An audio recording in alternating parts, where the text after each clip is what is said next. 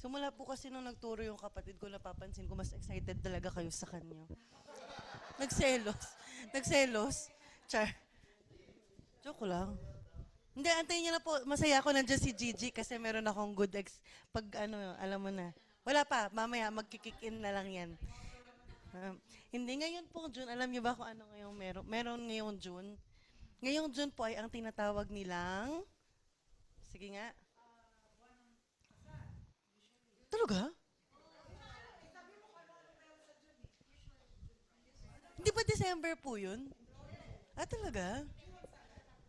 Oh, sige. Ano pa? Father's Day. Ay, enrollment.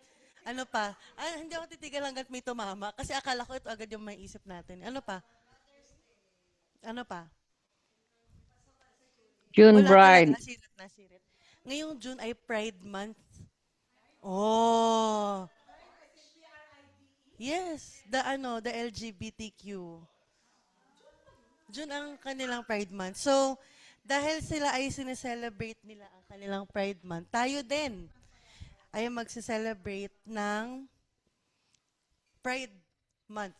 Pero, ibang atake. Kung paano magiging proud sa atin ang ating ama. So, bilang mga, sino na po dito ang nakatatandang kapatid? Hindi, unahin natin sa may alagang puppy dog or puppy cat. Ay, puppy cat. Baby cat. Meron kayo. O, sino dito ang nakatatandang kapatid? Sino dito ang tita na, tito? Sino dito ang nanay, tatay? Sino dito ang lolo, lola? Yang mga role po ninyo na yan, yung alaga ninyo, for example, ang inyong puppy dog or catty cat, ano ba yung tawag? Kitten cat. Pag may nagagawa siyang gusto nyo, di ba nagiging proud kayo sa kanya? Tapos lalo na kapag kayo mga lola at lolo, kapag kami nagawa yung apo nila, speaking itong nasa harapan kong lola, kala mo talaga nanalo siya sa loto. May mga moments talaga na tayo ay nagiging proud kapag kami nagagawang something special, yung mga mahal natin sa buhay. Kahit hindi apo, kahit hindi pamangkin, kahit hindi anak. Pero basta yung something special mo sa buhay, pag may achieve siya, magiging proud ka talaga sa kanya. 'Di ba? Pwedeng ako ngayon, naging proud ako kay Gami kasi ang dami niya biglang, etong past week, sobrang dami niya biglang salita. Ang random, parang nasasabi niya yung flower, wala namang kaming flower sa bahay. Tapos marunong na siya mag-please. So nagiging proud po ako sa kanya. Tapos nitong ano lang din last week, um, kasi sinasuggest sa amin na dalhin na si Gami sa play school kasi wala po siyang kapatid at wala siyang pinsan na kalaro. So dinala namin siya sa school. Hala, yung mama maiyak-iyak kasi yung bata excited. Parang siya po ready na nung nakita niya yung classroom. Hindi po talaga ako ready. Nung nakita niya yung classroom, sobrang happy niya. Sabi ko, bakit anak, pwede ka pa namang wag mo lang mag-school. So, nakaka-proud kapag kami mga moments na pinapakita sa atin yung mga special someone natin na talagang nakakagalak ba ng puso, di ba? So, for the next several weeks, ito po ang ating pag-uusapan. Kung paano magagalak ang ating ama sa mga maa-achieve natin bilang anak niya. Uumpisahan po natin itong topic na to sa letter P. Kaya natin tinawag na Pride Month kasi um, yung PRIDE, itatakal natin yan for the next following weeks. Pero ako ang magsa-start ng letter P. P means, magiging proud daw sa atin si Ama kung we pursue His kingdom. Number 1, first and foremost, God will be proud of us if we pursue the kingdom. Ito po ay si Coco. Ay, hindi po. Straight po yung buhok eh. Siya ay si Baby Coco. So, noong January po, netong year na to, merong hiker sa California na nawala. Parang 19 hours na yata na nawawala siya. Tapos nireport na siya as missing. Tapos, kasi yung Angeles National Forest sa California is very delikado. Kasi sino na dito nakatry mamundok? Alam ko, sayang wala si Joyce. Paborito ni Joyce mamundok eh. Ay, asa baba? Ay, Joyce, o, di ba? Ang hiking-hiking na yan. Na-try ko na rin po yun, sa pilitan. Oh, sabi ko sa'yo, bigla na lang may example dito eh. Anong year ba yun? 2018? Oh, 2018, sa pilitan po akong pinag-hike ng naturingan kong best friend na kahit mamatay-matay na ako, sabi niya lang, kaya mo yan, malapit na tayo. Yung lapit niya pala 3 kilometers away pa. First time ko po yun, tinry na mag-hiking. Tapos sabi ko, wait lang, tuwing nagpapalpitate na talaga ako. Sabi, hindi, ganyan talaga, hihingalin ka talaga. Hindi totoo talaga, tuwing nagpapalpitate ako. Noong mga panahon na yun, wala po talaga, never pa ako nag-workout. Wala. At least buhay pa ako. Totoo naman, o, di ba? Hindi naman ako napano. Pero pag mag-hiking ka, partida po yung hiking na yun, ano pa, may trail.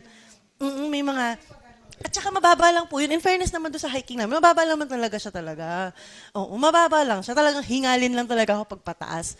Pero ito pong sa bundok sa nahinike nitong ating missing person, napakahirap kasi minsan kapag mag-hike ka, minsan mawawala ka talaga sa trail eh. Hindi mo sinasadya, di ba?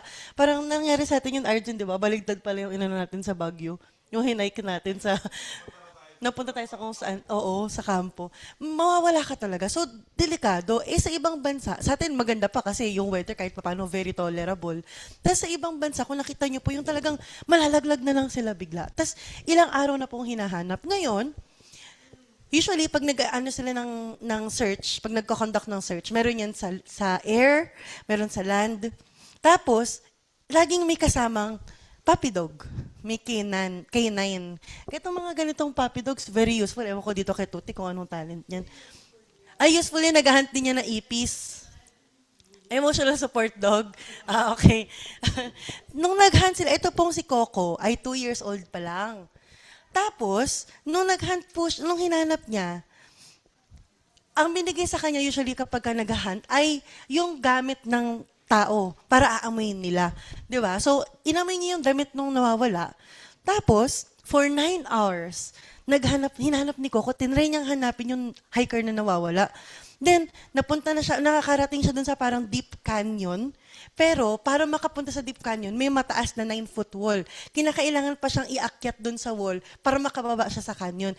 With yung piece of clothing lang na pinapaamoy sa kanya. And kapag ka namundok ka, may mga tinatawiran kang mga stream, yung mga tubig-tubig. Eventually, nahanap po ni Coco ang nawawalang hiker. Okay na si hiker ngayon at mas okay si Coco. Nirewardan yata siya ng maraming treats. So, isipin natin kung tayo si Coco. Isipin natin kung ano yung kinailangan gawin ni Coco. Wala siyang GPS. Alam niyo ba yung sa Apple, merong Find My device? Tapos alam niyo kung nasan yung mga devices niyo. Wala siyang ganun. Wala siyang GPS coordinates na saan ang north, saan yung south, saan yung west. Walang ganun. Hindi alam niyo ng mga puppy dogs. Hindi niya rin, syempre, alam kung saan niya talaga hahagilapin yung tao. And yung dog, kasi sila, grabe ang ilong nila eh. Alam niyo ba, di ba ang nose natin ito, dalawa yung butas? Sa kanila, 4. Alam niyo ba yun? Dito sa dalawang gilid, yun yung pangamoy. Tuti, halika kaya dito, bubuksan ko yung ilong mo. Pag kami mga dogs po kayo, makikita nyo dito sa gilid nila, may butas. Kasi doon nila ginagamit yung amoy. Yung iba, hinga, yung isa pang amoy. Yun. Tapos grabe ang sense of smell ng mga dogs. Pero, isipin po natin si Tuti, try natin, galing dito, nandun yung treat, pero maraming treat pa dito. Magkaganyan-ganyan pa yan eh, kasi very distracted siya. Si Coco, imagine yung dinaanan niya. Ilang pong kilometro na may mga river, ilang animals yung makakasalubong niya, ilang tao yung kasama niya. At hindi lang syempre isa yung hiker doon, malamang ang dami pang hiker. So ang daming distractions nung ilong ni Coco. Pero isipin natin, after 9 hours, hindi niya pinansin yung mga ibang amoy, kundi nakafocus siya dun sa inaamoy niyang hinahanap niya. Di ba? Ang galing. Naging successful siya, hindi dahil walang distractions dun sa role niya. Kung hindi dahil alam niya kung ano yung ifo-focus niya, kung anong trail yung kailangan niyong sundan, yung scent, yung trail ng scent na inaamoy niya. Ang topic natin today ay hindi si Coco. Ang topic natin today ay we should pursue the kingdom of God if we want to make our God, our Father proud. Ngayon, the word pursue, it means to follow after.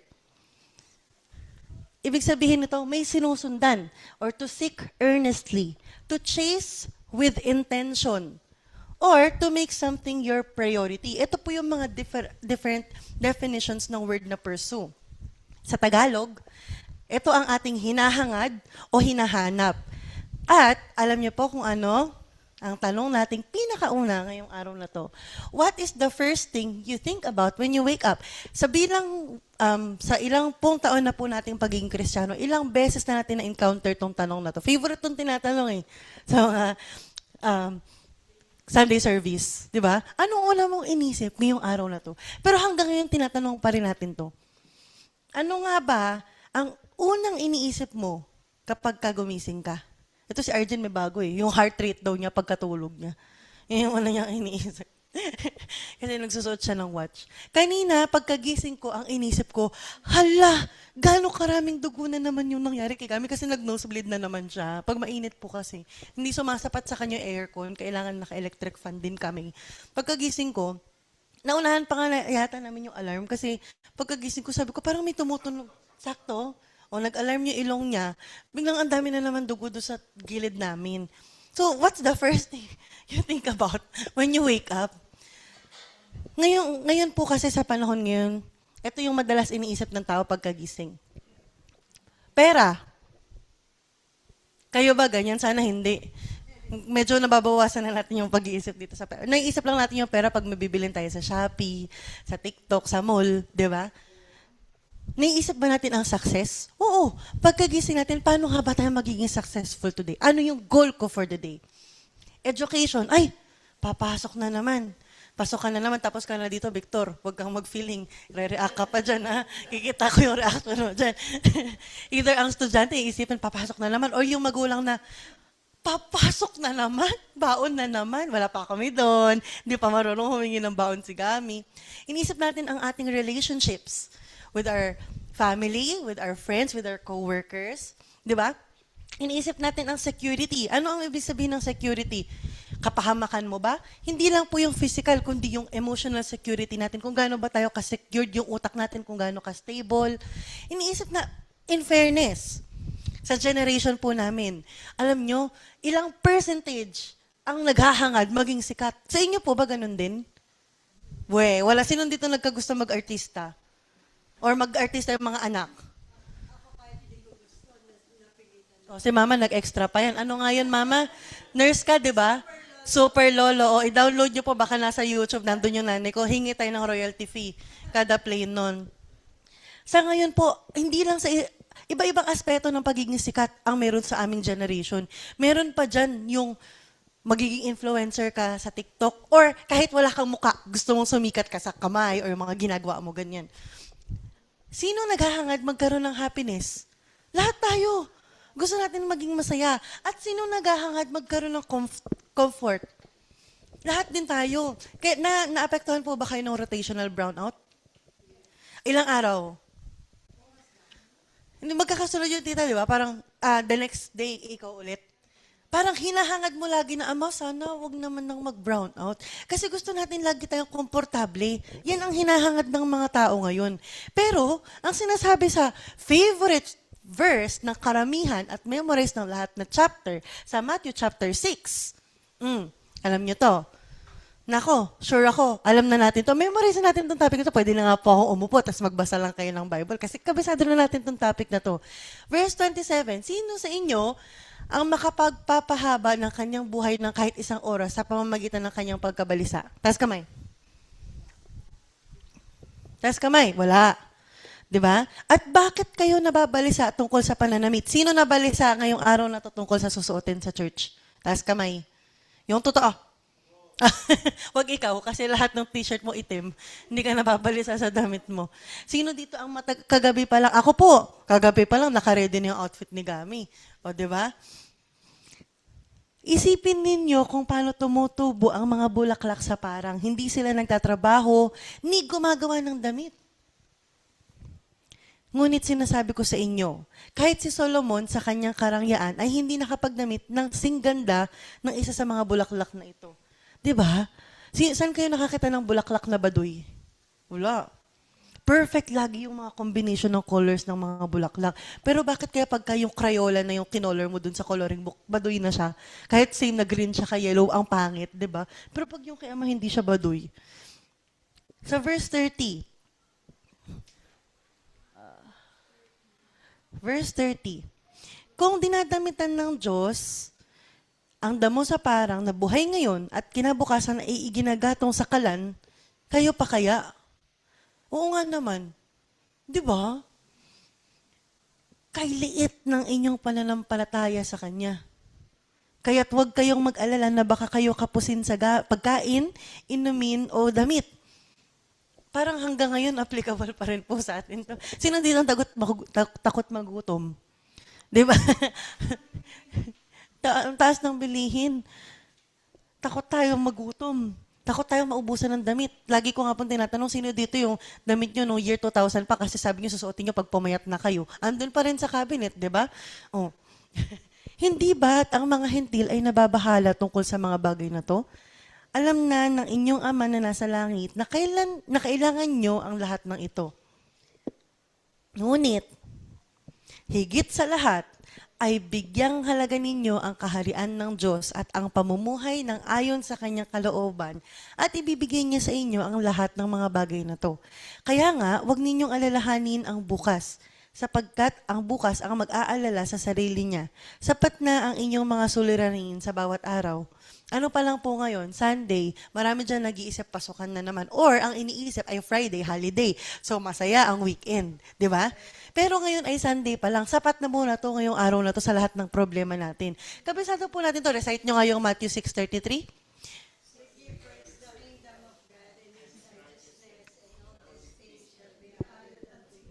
O, kantahin nyo nga po. Oh, ayan ang mga edad lumabas. Kasi kanta nyo yan eh. Kanta nyo yan nun. Sa amin, hindi na po kanta yan eh. Memorize nyo yan. O Lola, gising na daw yung apo mo. Sama mo sa'yo dyan. Ngayon, himay-himayin po natin ang memorize nyong verse.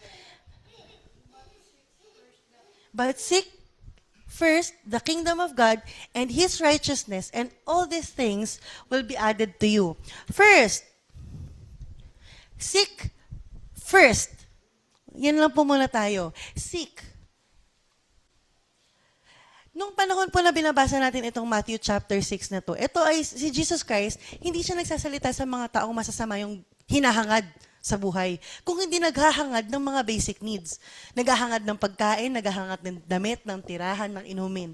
Yun lang yung gusto nila. Hindi nila gusto magkaroon ng iPhone 17 Pro Max nung time na yon. Hindi nila gusto magkaroon ng hybrid na kotse kasi ang mahal ng gas. Ang gusto lang nila ay pagkain, tirahan, damit, inumin. Yung basic needs.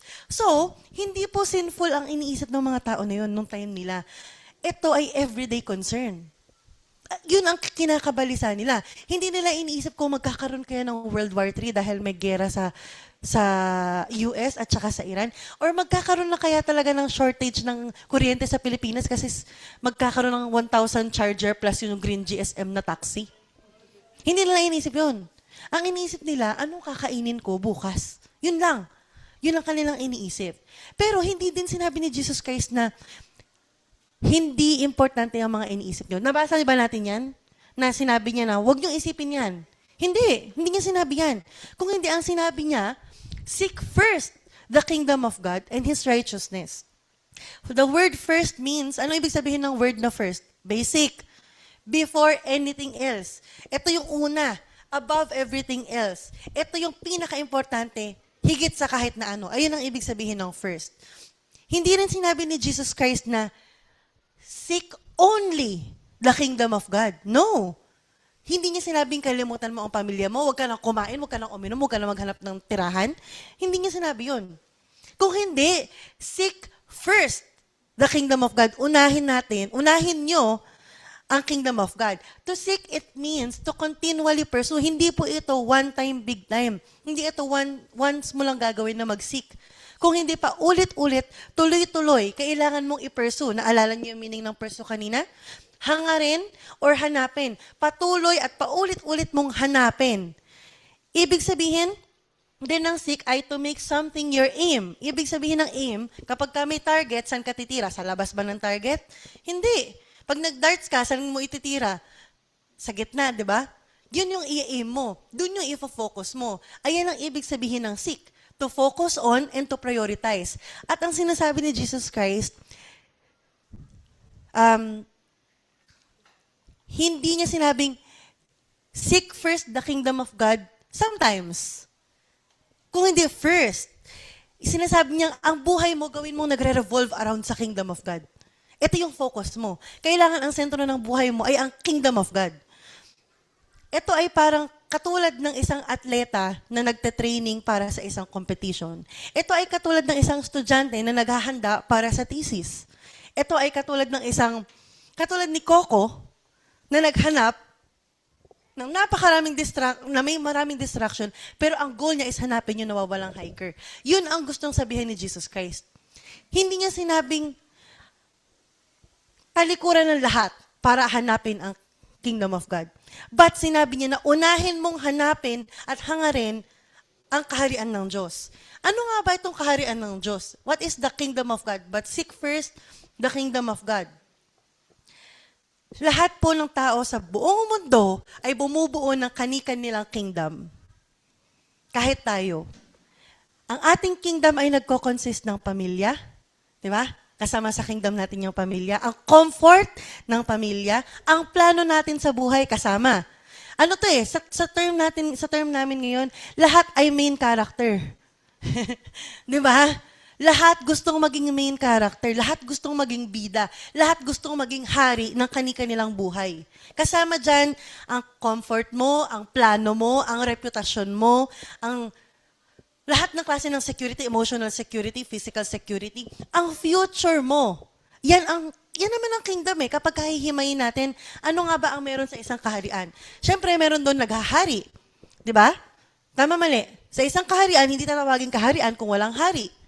Sa isang kaharian, nandyan ang mga taong gusto niyang maging sakop ng kanyang kaharian. Tama mali.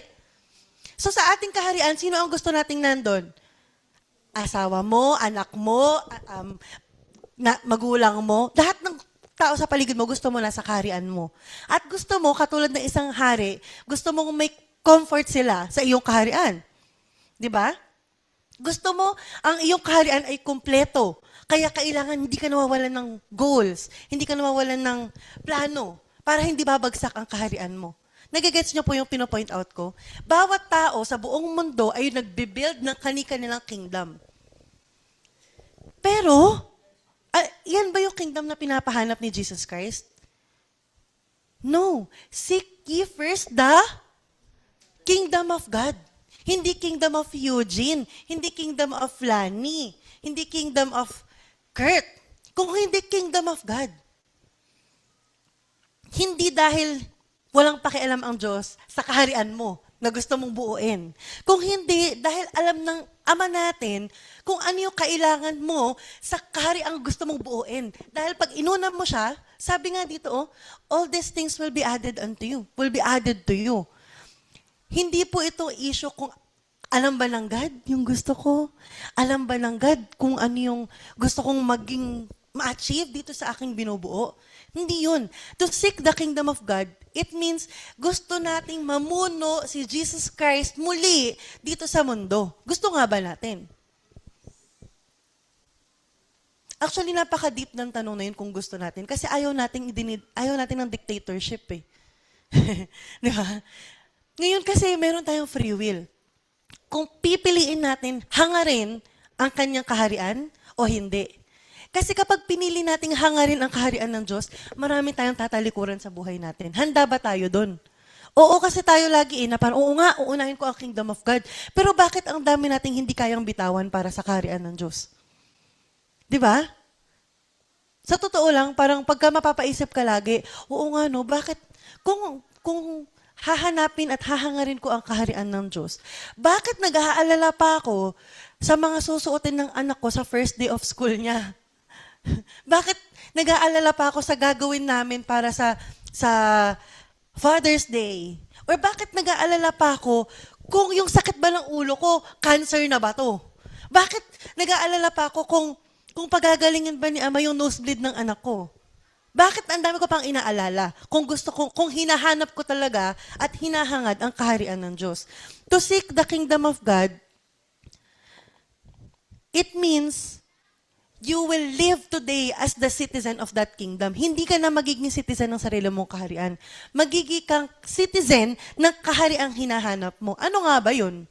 Ano nga ba yung kaharian na hinahanap mo? At may karugtong pa po yun, hindi lang kingdom of God. Ano yung susunod? And His righteousness. The kingdom of God and His righteousness. Ito yung ine-establish natin. Hindi lang po ito basta kingdom. Hindi lang po ito basta seek first. Being righteous is how the citizens of the kingdom of God needs to live. Kailangan natin maging matuwid kung talagang gusto natin maging parte ng kaharian ng Diyos. Kaya ba natin yon? Kaya ba natin i-meet yung requirements ng pagiging matuwid?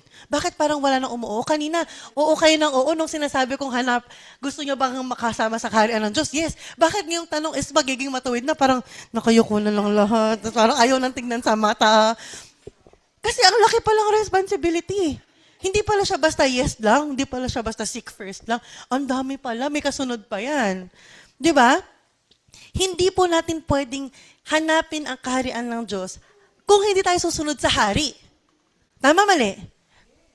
Bakit mo tatawaging hari kung hindi mo naman siya susundin?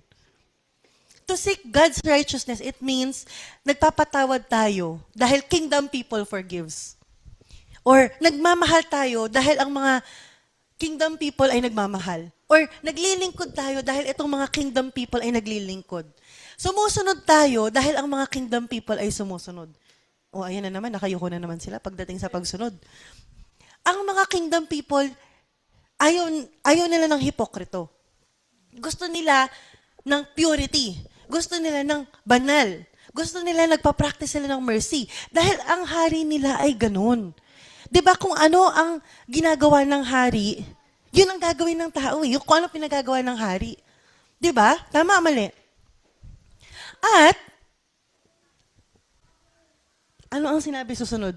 And kapag ginawa daw natin yon, ano mangyayari? O, titingin na kayo kapag kami kapalit na. Pagsunod yung pinag-uusapan, wala. Next, ang mangyayari daw is, all these things will be added unto you. Hindi po ito pangako ng kayamanan. Hindi nangangako ang Diyos ng wealth. Hindi nangangako ang Diyos ng isang luxurious life.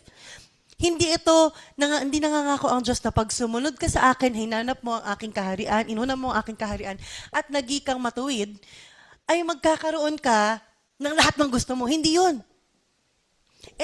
All these things na to, malinaw sa binasa natin kanina, ano yung mga yon? Yung mga basic necessities na hinahangad ng mga tao kanina. Dahil alam po ng ating Ama kung ano yung kailangan natin. Diba? The promise is not seek God and then you will become rich. And then you will be the next Bill Gates, the next Elon Musk, the next whoever. Hindi It says, the promise is, you seek God so you can trust your Father. Ang ganda kaya ng pangako na yun. Pag inuna mo pala ang Diyos, matututo kang magtiwala sa Kanya. Anong ibig sabihin pag nagtiwala tayo sa Diyos? Wala na tayong maintindihin. Diba? Sabi sa verse 34, balikan natin ng konti. Sabi sa verse 34, kaya nga wag ninyong alalahanin ang bukas sapagkat ang bukas ang mag-aalala sa sarili niya. Ayan daw yung mangyayari Pag hinanap natin ang God, matututo tayong wag alalahanin yung bukas. Maganda ba yun? Sobrang ganda nun. Kailan natin hindi inisip ang kinabukasan? Wala Yan yung number one stress natin. Ang number one stress ng tao ay ang future. Na hindi natin alam kung ano yung mangyayari. Ang number one na kinakatakutan ng tao ay ang future.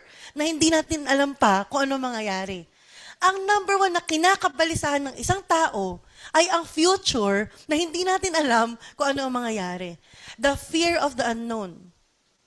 Ito ang number one. Pero kapag daw inuna nating hanapin ang kaharian ng Diyos at tayo ay namuhay ng ayon sa kanyang kalooban, ito yung mangyayari.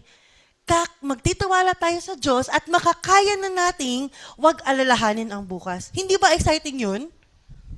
Di ba? Kaya, G, may lakad ka ba bukas? May pasok ka bukas?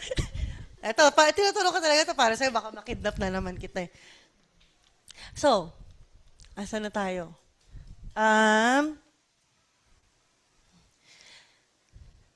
Wait lang po.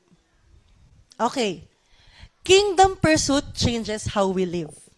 Dapat. Kung tayo ay patuloy na naghahanap at naghahangad ng kaharian ng Diyos, kailangan may pagbabagong makikita sa ating buhay. Seeking the kingdom, hindi po ito ibig sabihin na sa future pa ito mangyayari. Lahat ito ay nangyayari ngayon. Dahil sineshape niya, hinuhubog niya ang mga magiging desisyon natin sa buhay. Di ba pala desisyon tayo?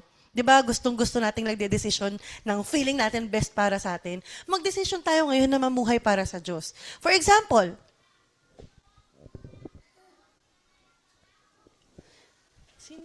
sino ngayon na, meron dito yung attend daw ng kasal eh. Sino nga ba? Kayo ba yun, Nina? Ano yung theme ka mo? Green? Sino nga ba yung ikakasal?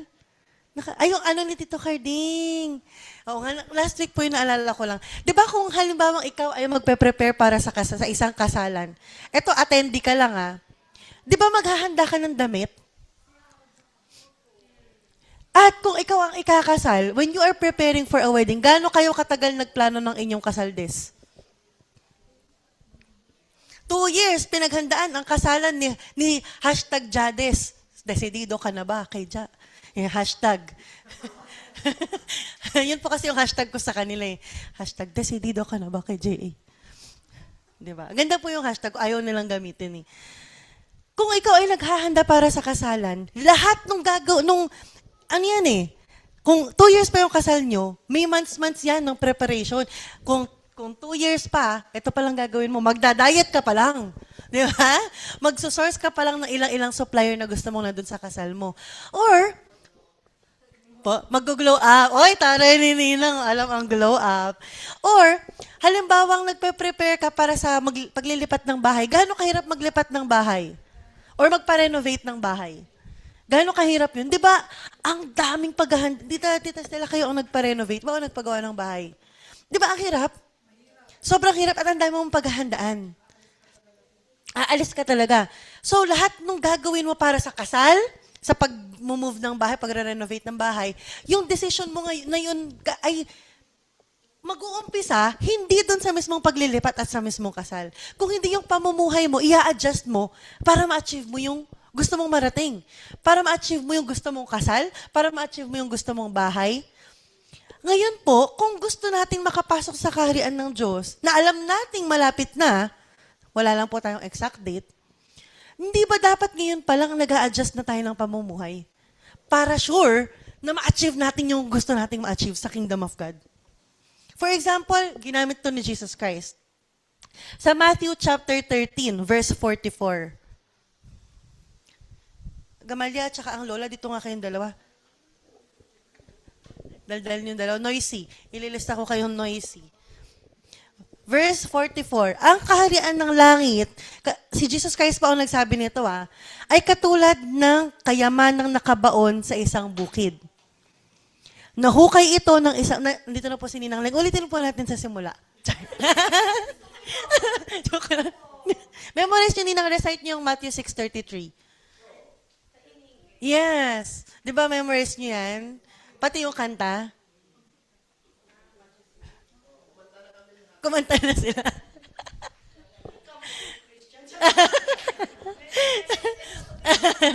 Ito pa, basahin natin ang Matthew chapter 13, verse 44. Ang kaharian ng langit ay katulad ng kayamanang nakabaon sa isang bukid. Nahukay ito ng isang tao, ngunit agad itong tinabunan. Tuwang-tuwa siyang umalis at ibinenta ang lahat ng kanyang ari-arian upang bilhin ang bukid na yon. Si Jesus Christ po ito, ang nagsabi nito. Itong taong nakahanap ng treasure sa field, binenta niya lahat, in-adjust niya ang kanyang present dahil naintindihan niya yung value, yung halaga nung nakita niyang kayamanan. At pagkabenta niya nung lahat ng meron siya, ano nangyari? Binili niya yung lupain. Kumbaga, ito yung naging una niyang ginawa. At lahat, to follow na lang. He seek first the treasure and everything else, wala na. Hindi niya na binigyang halaga. Ito yung pinakamahalaga. Nirecognize nitong taong to kung ano yung halaga nung nakita niya. Tayo po, ilang taon na nating alam kung ano ang halaga ng kingdom of God. So ngayon dapat ina-adjust na natin yung lifestyle natin. Hindi ba? People pursue what they value most. Tama or mali? Kung ano ang feeling natin pinakamahalaga sa buhay natin, yun ang nagre-reflect sa ating lifestyle ngayon. So, ang question ko, kung may titingin sa inyong sa ating buhay ngayon, sa araw na to, when someone looks at our life, pag nakita niya ang schedule mo, ang mga kausap mo, ang mga dasal mo, ang mga alalahanin mo, ang mga priority mo, anong tingin nyo ang akala niyang pinopursue mo? For example, pag ako, tinignan ko si mama sa buhay niya ngayon, anong iniisip kong pinopursue niya? Yung paglaki ng apo niya? O yung pagbabalik ni Jesus Christ? Yung pagpapalaki ng apo? Paglaki ni Gami? Di ba? Kung kayo po tanungin natin ang ating sarili na yan, paano kaya kung we are looking at somebody else's perspective sa buhay natin, kung may isang taong titignan niya yung buhay mo, ano sa tingin niyo ang iniisip niya na pinopursue mo? Di ba? Tayo lang po ang makakasagot niyan. Kasi yan ang magre-reflect sa buhay natin. Ang ganda kung malaman niya, oh, Christian ka ba? Di ba? Ang sarap sa feeling ng ganun. Na kasi nakikita niya na ang gawa mo ay aligned sa mga pinapagawa ng ating Panginoon. Pero pag tinanong niya, di ba Kristiyano ka? Parang mali na yung ganong taon na ng ano. Parang ayoko matanong ng ganon. Bakit marites ka? Kristiyano ka. Bakit lagi kang overthinker? Di ba? Kristiyano ka, bakit lagi ka nai-stress? Kristiyano ka, bakit parang hindi pa nawawala yung ano mo, yung ano pa ba mga ginagawa ng mga negative thinking mo? Bakit ang dali mong magalit? Bakit nakikipag-party ka pa sa mga friends mo? Bakit ang dami mo pang barkada? Ayoko ng mga ganong klase ng tanong. Di ba parang, di ba Christian ka? Di ba maganda kapag ganun yung tanong kasi, di ba Christian ka? Di ba Christian Victor? Pinensyon na si Victor. So, hindi po problema madalas ang effort. Ang problema sa atin, magaling tayo mag-effort, lalo tayo mga Pilipino, kaya nga laging na-employ ang mga Pinoy kahit nasaan eh. Kasi yung effort natin, hindi matatawaran. Ang hindi natin nare-realize is yung value nung pinag-e-effortan natin. Ngayon, nag-e-effort tayo para sa kingdom of God. Pero bakit parang hindi 100% yung effort natin daily? Di ba? Ang challenge ng pagpupursue sa kaharian ng Diyos ay hindi dahil hindi natin mahal ang God. Mahal natin ang Diyos, alam natin yan. Pero ang challenge kasi niyan ay napakarami nating distractions. Pero isipin niyo si Coco, kasi kanina pinag-usapan namin si Coco. Ito si Coco, papakita ko sa iyo si Coco. Oo nga. Coco din siya. Ito si Coco, isang 2-year-old na bloodhound. Siya po ang nakahanap ng isang hiker after 9 hours of searching. 2 years old pa lang siya. At naghanap siya sa napakaraming distractions. Kung si Coco nga na aso, nagawa niya yun eh. Sa pamagitan lang ng isang scent ng damit. How about tayo? Ano nga ba yung mga distractions natin? Hindi ba talaga natin yan kayang hindi pansinin? Hindi ba natin kayang talikuran yung mga distractions na yan? Para makapag-focus tayo. Bakit, tita? Sorry. Hindi naman po patungkol. Sa akin muna unang tumagusto, tita eh. Sa akin muna, huwag ka mag-alala. Ako muna yung aray ng aray dito. Hindi ba natin kaya talaga na mamuhay bilang Kristiyano kasi malapit nang bumalik si Jesus Christ? Sana wag na tayong tanong na, bakit marites ka pa rin? Sininang Ling kasi. Di ba? When we pursue the kingdom of God, it means we learn to stay focused on what matters most. And to close, I'm asking everyone this question. Sana. When we pursue the kingdom of God, it means that we learn to stay focused on what really matters. So, ito ang tanong natin. Gusto ko po may mga book kami dito, tapos may mga quotation, char. Sino may gano'n? Gusto ko yung kay Dr. Wirwell na gano'n, yung lifelines. Favorite ko po yung binabasa. Gawan nyo rin po kami noon, si Jay at ako, tapos paglalabanan naming dalawa. Char. Okay, question. Para matapos na tayo. Gusto nyo na bang matapos? Diba gusto nyo na? If Jesus returned to... one-on-one tayo mamaya, Ninang. One-on-one. If Jesus returned tomorrow, would my priorities change? Magbabago nga ba talaga ang priority natin? Pag alam natin Ganito tayo eh. Procrastinator tayo, di ba? Or ako lang. Ako lang siguro. Kasi kung kailang deadline na doon pa lang natin gagawin. Kaso ang problema, walang binigay na deadline sa atin ang God. Paano nga kung bumalik na siya, hindi man bukas, mamaya, hindi pa natin napalitan yung priorities natin. Paano na? Di ba? Stop na natin yung procrastination. Di ba, Tweng? Ako pa naman is the great procrastination. Diyan na Amabel, the great procrastination, San Miguel Tabas. Ang haba. So, ito po ang encouragement ko sa ating lahat ngayon. We pursue the kingdom of God and His righteousness, and all the things that we need will be added unto us. Aming Amang Yahweh, salamat po sa inyong salita, sa inyong pangako, sa inyong pagmamahal sa amin. Tulungan niyo kami, Ama, na lagi po naming hangarin at hanapin ang iyong kaharian sa pang-araw-araw naming buhay. Para, Ama, hindi po kami madaling madidistract, hindi po kami madaling madala ng mga agos ng napakagulong mundong ito, Ama. Sa kahit na anong pinagdadaanan po ng bawat isang naririto, Ama, bigyan niyo po kami ng strength, ng courage, and ng wisdom para po malaman namin kung ano talaga ang dapat naming i-focus at i-prioritize sa aming pang-araw-araw na buhay. Ama, hindi po namin to kakayanin kung hindi niyo po kami sasamahan. Kaya tulungan niyo po na lagi po kaming humingi sa inyo ng tulong. Lagi po namin kayong hanapin at lagi po namin kayong sumpungin sa lahat ng pagkakataon ng aming buhay. Maraming salamat, Amang Yahweh. In Christ's name, Amen.